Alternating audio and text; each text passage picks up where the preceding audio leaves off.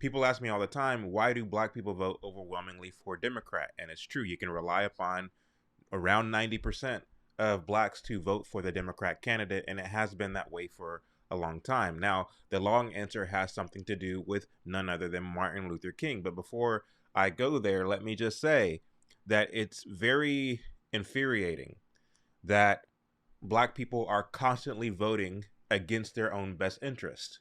There's no such thing as a black issue. There's human issues. There's American issues. There's no such thing as a black issue. But because black people are intoxicated into believing that there is such a thing, we're actively voting against our own best interests. We vote to raise our own taxes. We vote to teach our children curriculum that's dumbing them down constantly. We vote to raise inflation. We vote to have our Second Amendment rights infringed upon.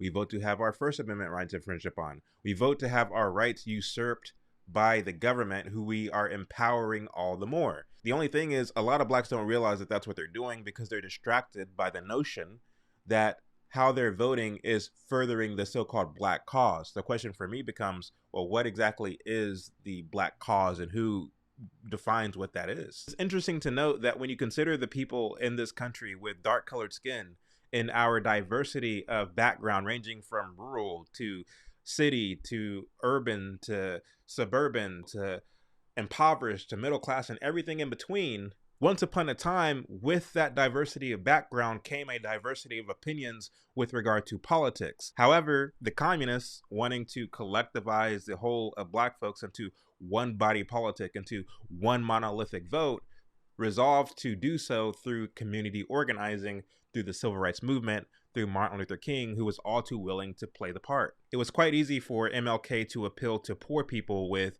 Marxist rhetoric because he was able to tell them that, look, we're going to go to Washington, D.C., and we're going to demand that they do something about your conditions. We are going to be demanding when we go to Washington that something be done and done immediately about these conditions.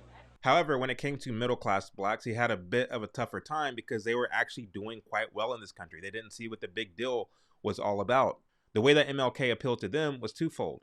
Insult followed by flattery. He insulted them by saying, you're not doing enough for social justice. You're not doing enough for civil rights. So he indicted them for that. And then he followed it up with flattery, appealing to ego, saying things like, because you have means, because you have wealth, because you have connections, you can, in a sense, be a savior to these poor blacks in the South by supporting our cause. One of MLK's attorneys, Clarence Jones, tells of one such story when he was being recruited by Stanley Levison to work for King's staff.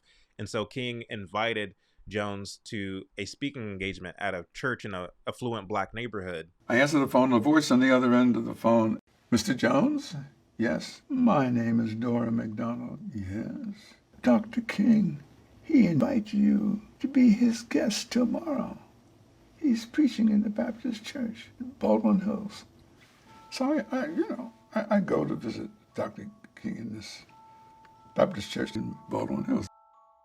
The pastor then was Reverend H.B. Charles.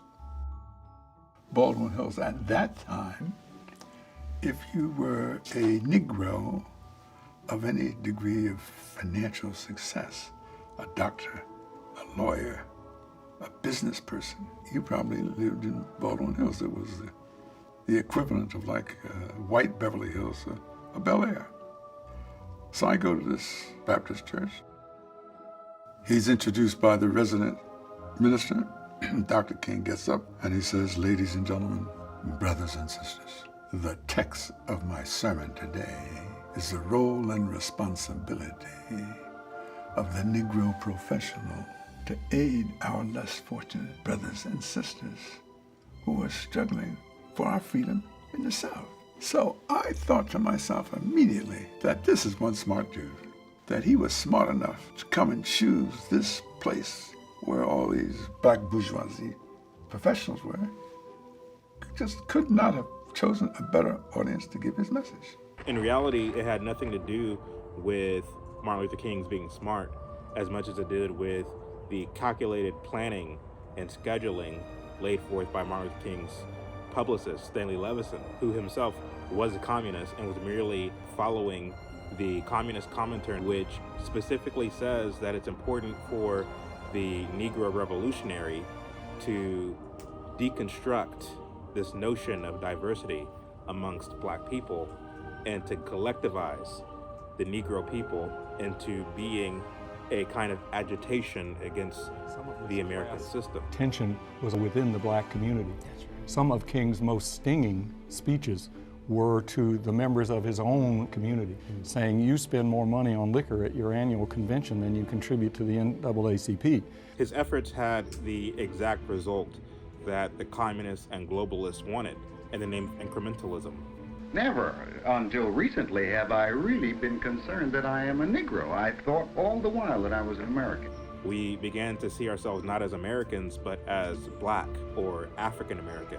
I want to get the language so right that everybody here will cry out, yes, I'm black, I'm proud of it, I'm black and beautiful.